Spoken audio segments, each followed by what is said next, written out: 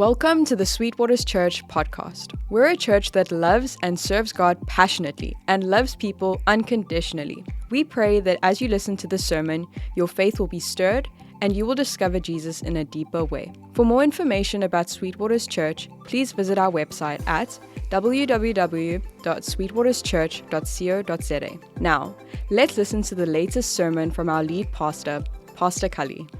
There's something interesting, talking about, what's happening news-wise. There's something interesting about battles throughout history. Armies do not fight for random ground.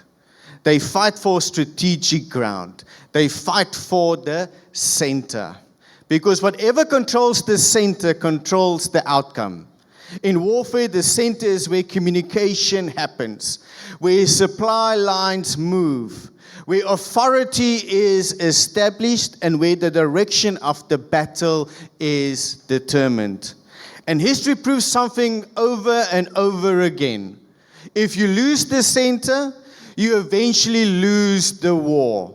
Now, think about it, and I pray it never happens, but just think about it, Durban Central. Because if somebody were to attack us here at KZN, they would start attacking the central point. They will attack Durban Central.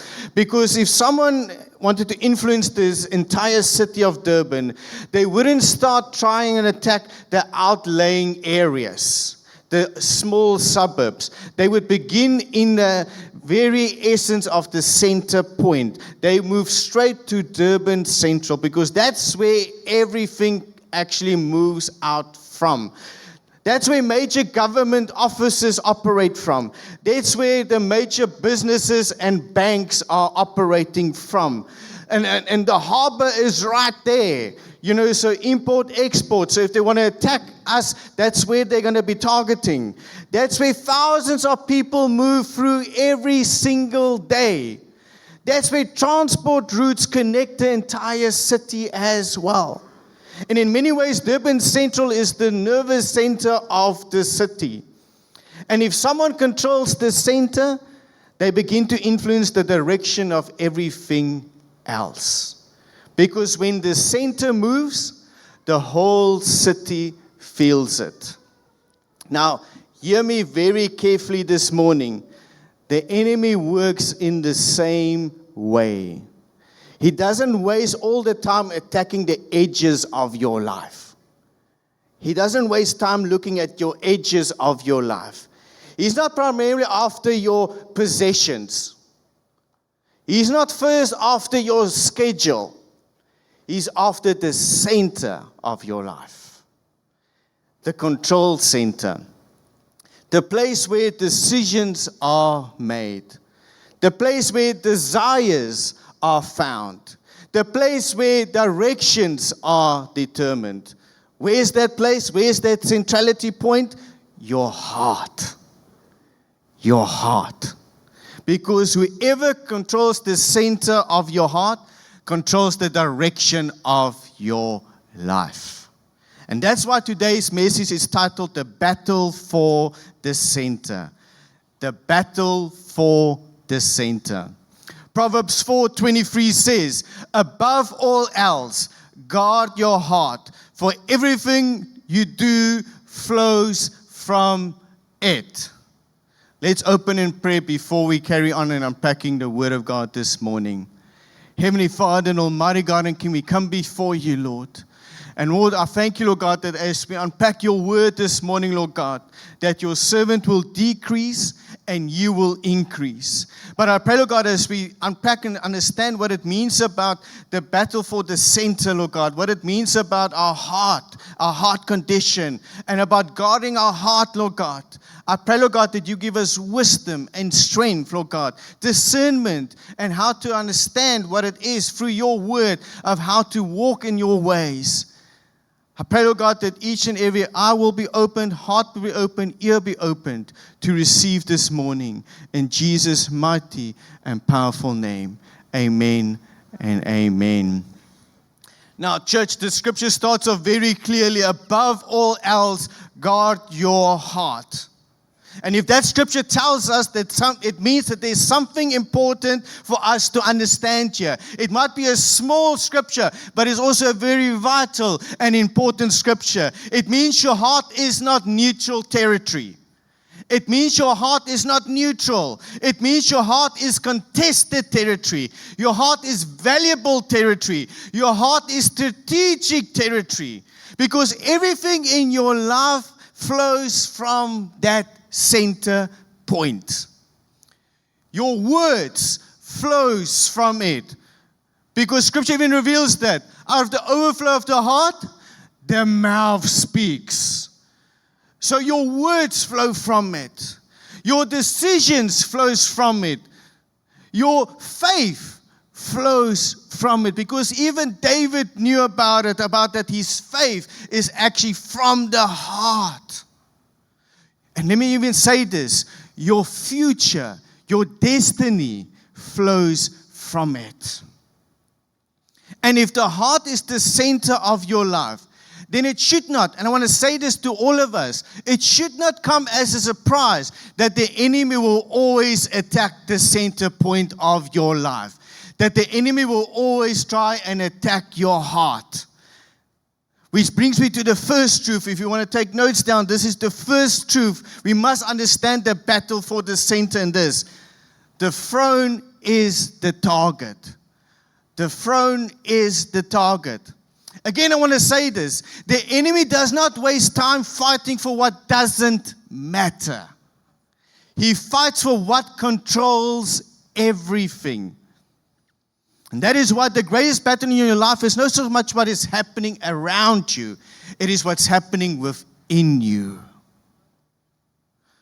Jeremiah 17 verse 9 says, the heart is deceitful above all things and beyond cure.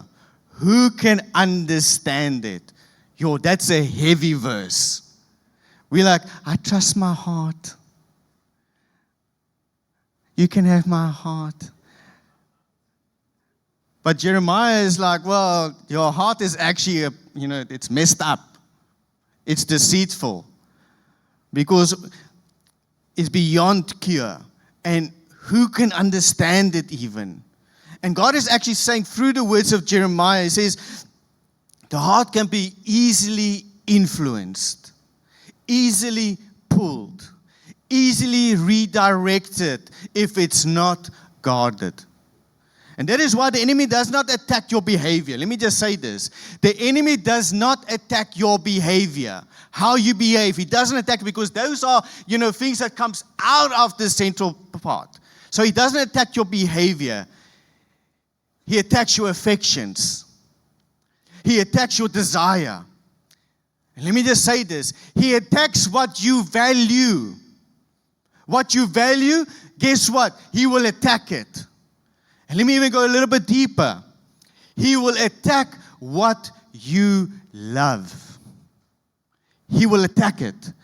If you love something, if you love someone, he will attack it. I'm being honest and truthful.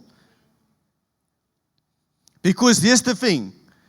If he can change what you love, he can change how you live.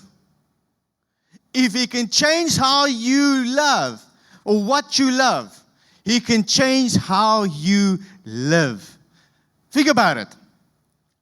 The devil really, starts with complete destruction in your life. He very rarely starts in that way where it's boom, bang, and it's finished and clear. The devil rarely starts in that fashion. He starts with displacement. He doesn't immediately try to destroy your life. He simply tries to move the king off the throne. Just a little, just a small increment, just enough, just a small shift, a little compromise here, a little distraction there, and all of a sudden he starts taking control over the center. And slowly but surely, the center starts to change in front of your very eyes. Matthew 6:21 says, for where your treasure is, there your heart will be also. Jesus doesn't say where your heart is, there your treasure will be. Catch how this works. He says, where your treasure is, there your heart will be. Because meaning whatever you place value on will eventually take control of your heart. And whatever sits at the center of your heart begins directing your life. Church, look at somebody right now. Look to your neighbor or somebody that you smirk right now. Look them straight in the eye and tell them, the throne is not for sale. Because you have to understand this. This is what you're going to declare. And I'm saying this because you have to declare this, not just to your neighbor, but even to the devil. Because you have to understand, if the devil is after your heart, it means that he's after your throne. Because if you value God, guess what? He's going to attack that area in your life. And you have to stand God. You're going to have to say that the throne is not for sale. And you might say, but I don't know if the devil will even come to that part where he will, negotiate with me about, certain things. Well, let me just tell you, if the devil could even start trying his luck with Jesus when he was going into his earthly ministry, who are we to say that the devil will never come to us and negotiate how you will live your life? Because even when Jesus, and thinking about it now, when Jesus was baptized, just for the candidates quickly, just saying that he went into the wilderness and then the devil tempted him. And then the devil even spoke to him and said, I will give you everything if you just bow to me. So he was actually trying his luck with Jesus to compromise, to shift a little bit, to just say it's okay to do this because I don't know what I'm doing right now. And the devil thought, okay, I'm going to try my luck here and see if I can just get Jesus to sell his rights. And I'm going to say this because you have to read between the lines. In essence, Jesus was saying to the devil, the throne is not for sale. My destiny is not for sale. My inheritance is not for sale. Because it's important for us to understand this. The throne is not for sale, not to fear, not to addiction, not to compromise, and most certainly not to culture. Proverbs 23:26 says, my son, give me your heart and let your eyes delight in my ways. God is not asking you for your religion. He's not asking you for your religion. He's asking you for your center. Not just your Sundays, not just your worship songs, not just your church. And I say this here and hear me clearly. Not just your church attendance. He's asking, God is saying, give me the center. Give me the center. Here's the mistake many believers make. We think the battle is won simply by pushing the wrong things out.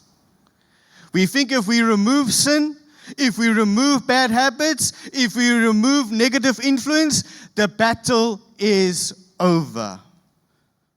But Scripture teaches us something very important here, something much deeper. Victory is not just about removing the wrong things. Victory is about securing the center with the right king. Which brings us to the second truth, if you're taking note. Who sits on a throne shapes the life. Who sits on a throne shapes the life. The real question is not what did you remove from your life. The real question is who is ruling your heart.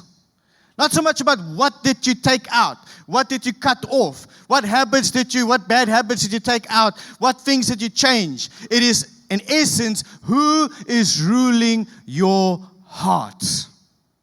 Colossians 3:15 says this, and let the peace of Christ rule in your hearts, to which indeed you were called in one body, and be thankful.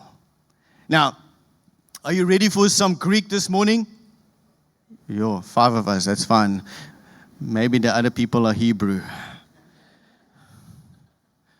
Old Testament, New Testament.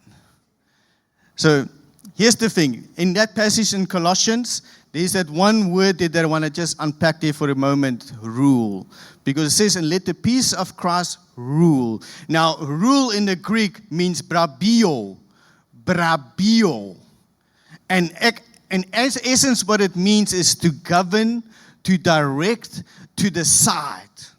And so it's important because when you even look at the picture of what this means, brabio means, it is to almost say that it's a picture of an empire in a game making the final call.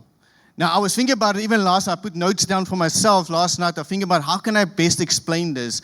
And so think about it in any sports game, especially when who watches rugby and cricket, and especially we have some Man United and Liverpool fans, So, okay, let's go there because I heard a hum there. Because we won't talk about Liverpool now. But think about it. Let's just go there. Let's go there. Think about Liverpool versus Manchester United because there's always that clash. And so think about it. This game is played. And all of a sudden, the guy's about to score. And then all of a sudden, they say, oh, but the guy is offside. And then the referee's like, oh, but I didn't see that. I didn't really saw what was happening. And then they go to, what they call that new technology? VAR. You have seen it? Okay, for some of you who don't watch sport, just go with me quickly for a moment. I'm going somewhere. I promise you I'm going. I'm not going to talk about sport, but I'm going. So VAR is Video Assistant Refereeing. That's basically what VAR stands for. Because ultimately, if the referee on the field missed it, they go back to the VAR and they say, okay, did you see it? And then they replay it and they look and they check and they check. And let me just say this for those who watch games, for those who watch soccer, Manchester United, Liverpool, the final call is on the referee who is watching the VAR. He makes the final call because what he decides is final. And so ultimately when the scripture comes, I'm going somewhere. I promise you I'm going somewhere. Because when Colossians says, and let the peace of Christ rule, you have to get the imagery that Christ has the final say. Christ has the final word. And so the best way I can bring it for you, and I love acronyms, think about VAR. Let's just change it around. Because VAR is basically victory already ruled. Victory already ruled. Because in the game of life, if the enemy comes and the devil says, hey, that guy is offside, check his past, check what he's done wrong. And he goes to Jesus and says, you can't use that guy. He is offside. He's got no destiny. Can I tell you what Jesus says? What heaven says? Victory already ruled. It's not what the devil decides, it's what heaven decides. And heaven already decided your destiny. Heaven already decided what is final. And so if the enemy says you don't belong, you tell him victory already ruled. In other words, whatever rules your heart calls the shots in your life. And that is why Christian life is not about trying harder. It's about surrendering deeper. God is not asking you to try harder. That's not what He's asking when He wants to commune with you. He's not asking you to try harder. He's asking you to go into a deeper relationship with you. Some of them, maybe I'm already outdated in my slang with the youth today, or what they call it, but sometimes they talk about, I'm vibing right now in my relationship.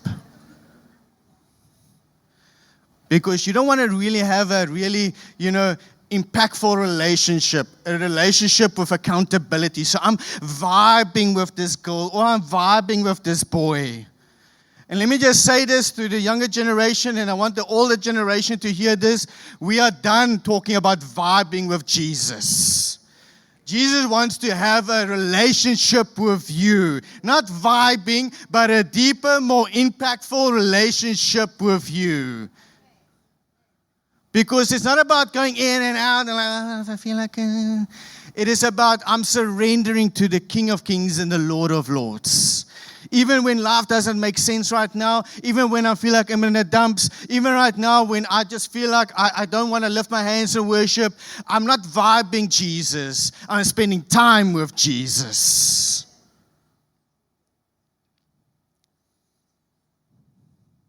And so, when Jesus rules the center, let me just say this. The way you make decisions start to change. Your desires start to change. Your priorities, if you make Jesus the center of your life, all of a sudden your priorities will change. And your response will change. Not because someone forced you to behave better. God is not a God that stands there with a stick and say, you better behave. He's not forcing you to behave better. It's because the King now governs your center. The throne of your heart will never stay empty. Many people say, oh, I'm so empty right now. My heart is so sore. My heart is so broken. My heart is so empty right now. I get that. But also understand, your heart will never stay empty. Something will always rule your heart. And this is the danger about this. If Jesus is not ruling your heart, something else is calling the shots in your life. You cannot build a holy life on an unguarded heart. Let me just say this. You cannot build a holy life on an unguarded heart. But here's the final reality for the battle that we're in. Once Jesus takes the throne, the enemy doesn't stop trying. He's a persistent enemy. He's like an Afrikaans, he's like a cocky boss. He comes back. Because every situation, let me just say this, we're coming back to the chess scenario. Every serious chess player knows this.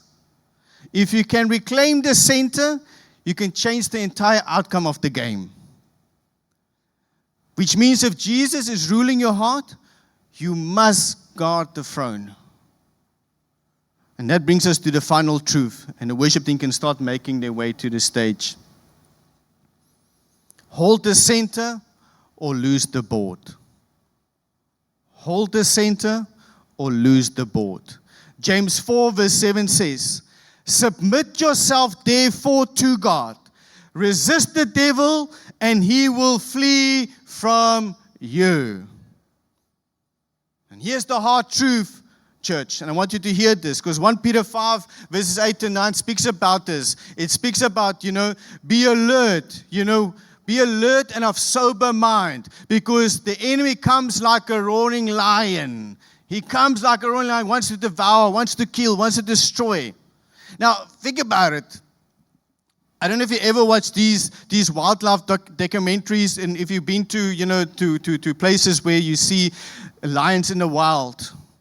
And so, think about it. When a lion comes, when a lion is hungry, not like hungry lion, but when a lion comes and he wants to chow now, he waits.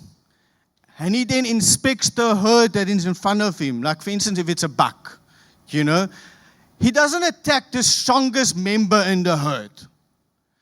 He goes for the weaklings. He goes for the ones that might be a little bit distracted.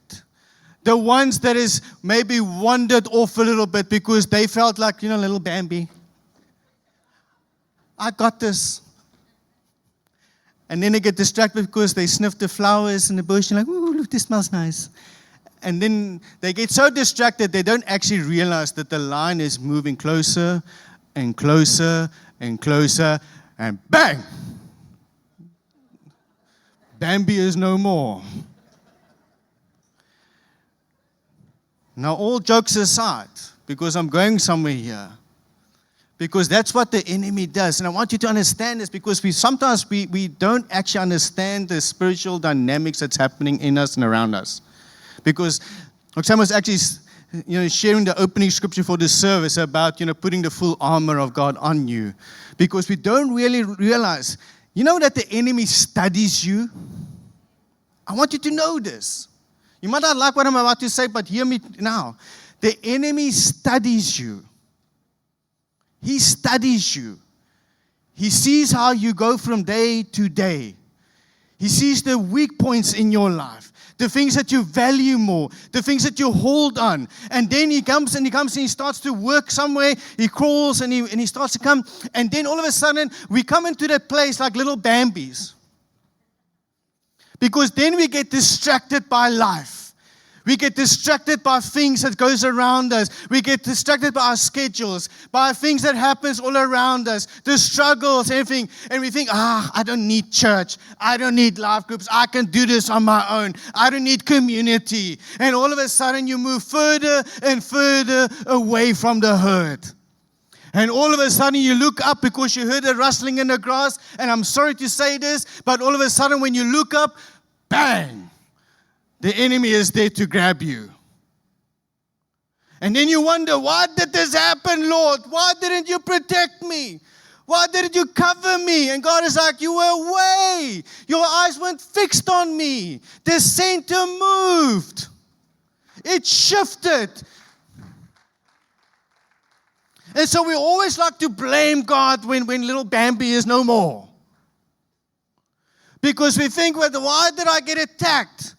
I gave my life to Jesus. Yes, you gave your life to Jesus, but you never plugged in to surrender your life to Jesus. Let's understand that when the scripture speaks about this, be alert, be on guard, understand what it means. Don't lose focus. Fix your eyes on Jesus. Because it will begin with small allowances, small compromises, a tolerated attitude that you just tolerate over and over again. A quiet drift that many of us, we do this. A quiet drift from accountability because I don't want to be held accountable for my lifestyle choices, for how many times I do this wrong and do this wrong. I don't want to be held accountable. And we move away from the herd, from community, from covering. I want to say this. If you tolerate things that defile your heart, it will slowly erode your character, your focus, your destiny. Let me put it as plainly as possible. If you let sin in small doses, chaos will come in bulk. If you let sin in small doses, chaos will come in bulk. Every day is a battle for the center. The enemy fights for it. Culture fights for it. Temptation fights for it. Fear fights for it. Distractions fights for it. But here's the thing, and I want you to know this. I want to encourage you as we come to the close of this service, because not everything is doom and gloom. Yes, you might have wandered off. Yes, you might have been distracted. Yes, the center might have moved a little bit. But I want to encourage you this morning. The King is also making a move. The King is also making a move. But as long as the King still holds the center, you are still in the game. You are still in the game. And somebody in this room needs to hear this today.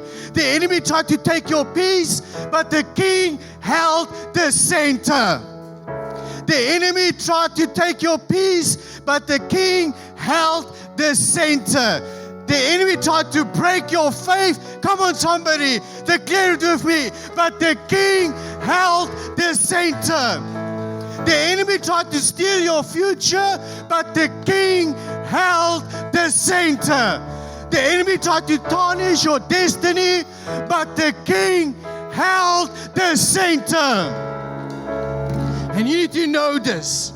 When the King holds the center, the enemy cannot win the boards. He is a defeated foe.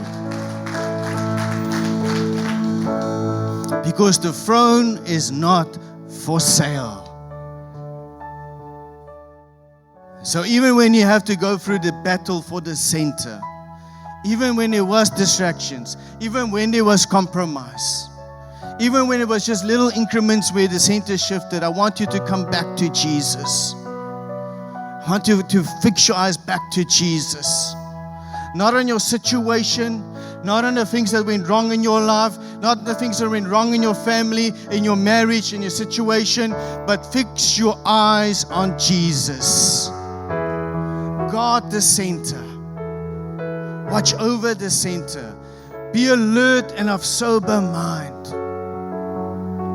Don't allow the enemy to whisper lies into your life, to say the game is over.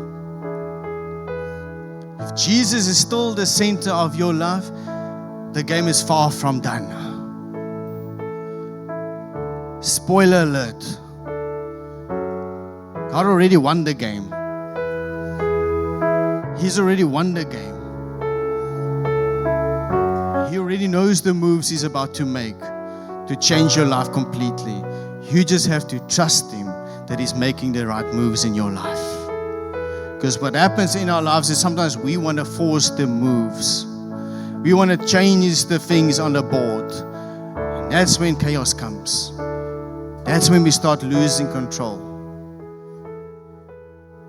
So I want you to stand to your feet this morning. We're going to trust Jesus this morning. If you maybe, like little Bambi, might have been distracted, the enemy might have come like a hungry lion to devour, to rob and to steal your future, your destiny. I'm here to tell you, through the very power and essence of who God is, your future is still secure. Your destiny is still secure. When God is still in the center of this board, nothing can take that away from Him. No devil, no demon, nothing. No darkness, nothing can take you away from God. So this morning, I want you to, if you feel comfortable, can I ask you to lift your hands just in this moment, because all of us, in some small way, we've allowed certain things to enter in, certain things of compromise. And so we want to come before you, Lord God, for where we have compromised, for where we have allowed certain things to come into our lives.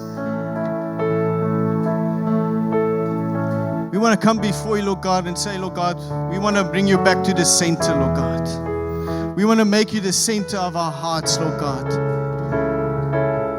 Just like David, search my heart, Lord God.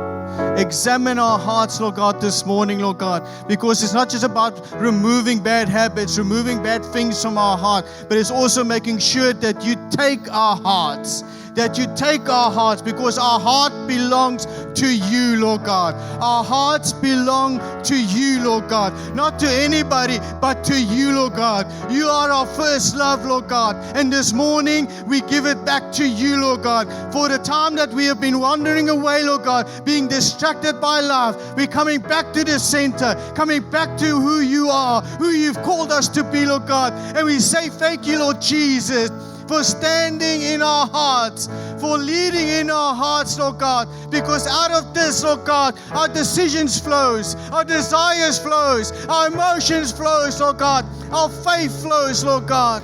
And this morning, Lord God, we pray, Lord God, for a renewed heart, Lord God, a transformed heart, Lord God, a heart that is turned for you, Lord God.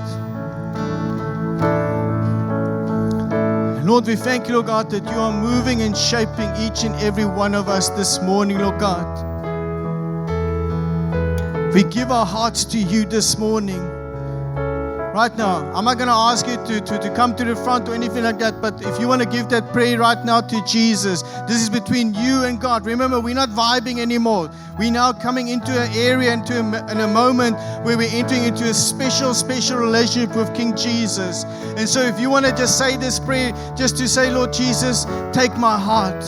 My heart belongs to you, Lord God. I surrender my heart to you, because God's not asking you to perform better. He's asking you for a surrendered heart this morning. He doesn't ask you to work harder. He's asking you for surrender. And so just this moment, just say, I surrender my heart to you, Lord Jesus. And so we come before you, God, with surrendered hearts and worship to our great King.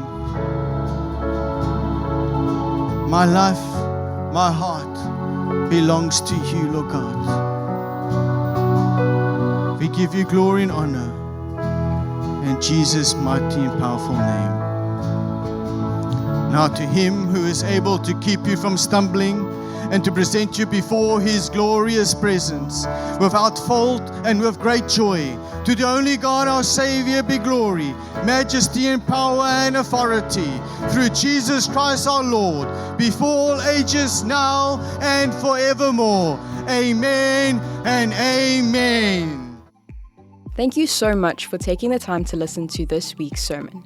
If you need prayer or want more information about Sweetwaters Church, please email us at info@sweetwaterschurch.co.za. Until next week, be blessed and know that we are praying for you.